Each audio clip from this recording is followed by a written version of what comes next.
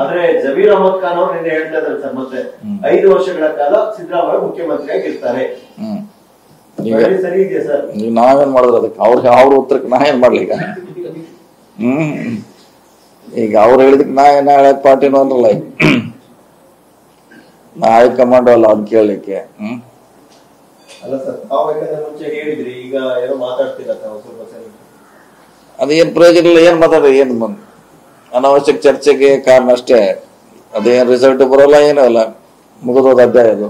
High command weak ಆಯ್ತು ಅಂತ ಇಲ್ಲ, ಅದರ ಹೈಕಮಾಂಡ್ ವೀಕ್ ಇಲ್ಲ, ಯಾರು ವೀಕ್ ಇಲ್ಲ, ಎಲ್ಲರೂ ಅವ್ರವ್ರ ಸ್ಥಾನದಲ್ಲಿ ಇದ್ದಾರೆ.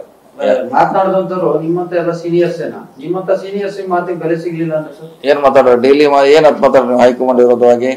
ಹೈಕಮಾಂಡ್ ವಿರುದ್ಧ ಅಲ್ಲ, ಬೇಡಿಕೆ ಪ್ರಸ್ತಾಪ ಮಾಡೋದು ಅಲ್ಲ, ಡೈಲಿ ಹೇಳ್ಬೇಕಂತ ಹೇಳಿದ್ದಾರೆ, ದಿವಸ ಹೇಳ್ಬೇಕಂತ ಏನಿಲ್ಲ ಡಿಮಾಂಡ್ ನಮ್ದು. ಈಗ ಕೆಪಿಸಿಸಿ ಅಧ್ಯಕ್ಷರ ವಿಚಾರದಲ್ಲಿ ಖರ್ಗೆ ಅವರು ಹೇಳಿದ್ರು ಸೆಲೆಕ್ಟ್ ಆಗುತ್ತೆ. ಯಾರ? ಹೌದಾ, ದಿವಸ ಹೇಳೋದ್ ಅವಶ್ಯಕತೆ ಇಲ್ಲ, ಅದು ಒಂದ್ ಕಡೆ ಹೇಳಿದ್ರಾಯ್ತು. ಈಗ ನಾವು 31 ಜಿಲ್ಲೆಗೆ ಹೋರ ಅದನ್ನ ಪ್ರಶ್ನೆ ಕೇಳ್ತಾರ, ಒಂದ್ ಕಡೆ ಹೇಳಿಸಿ ಒಂದೇ ಹೇಳ್ತೀವಿ ನಾವು. ಅವ್ರಂತಾರ ಇದು ಹೊಸದ್ ನಮಗಂತ ಅವ್ರು ಕೇಳ್ತಾರ, ನಾವ್ ಮಾಡ್ಬೇಕೀಗ? ನಮ್ ಸಮಸ್ಯೆ ಅದು. ಈಗ ನಿಮ್ ಸಮಸ್ಯೆ ಫಸ್ಟ್ ನೀವ್ ಹತ್ತೀರಿ, ನಾವೆಲ್ಲಾ ಜಿಲ್ಲೆ ಹೋದಾಗಿದ್ರೆ ಕೇಳ್ತಾರ ಅವ್ರು.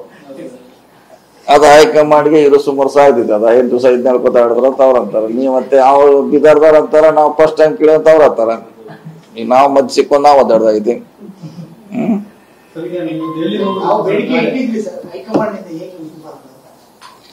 ಯಾವ ಬೇಡಿಕೆನೂ ಇಲ್ಲ, ಏನೂ ಇಲ್ಲ, ಗಾಳಿಯಲ್ಲಿ ಸುತ್ತಾಗ್ತದೆ ಅಷ್ಟೇ ಇದು.